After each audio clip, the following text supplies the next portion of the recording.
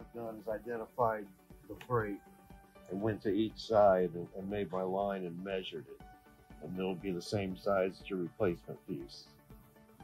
So one thing you want to do, and that's why I put this here, it's a 1/2 inch from the screen track to the edge of your accessory groove. So right at the edge of that, on the outside, is where you want to score with your razor knife, from point to point. And then once you get through, I believe that's through. Right. Then you'll come to the outside. You can also use a Dremel, but most people on site aren't going to have all that.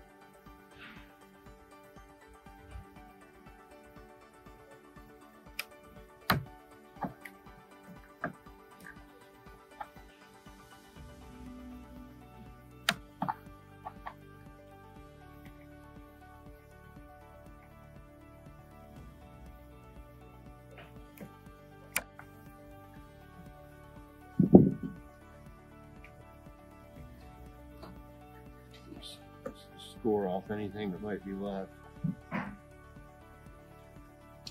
Then your replacement piece has a snap in for the accessory groove.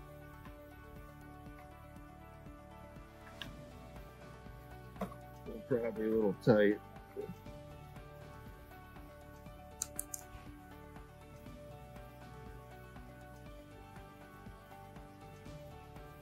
It's much better if you have a saw or a Dremel.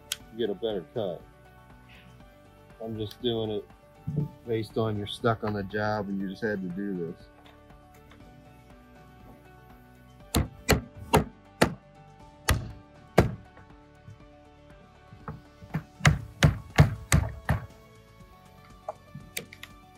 Yeah, so you don't have to show it that great.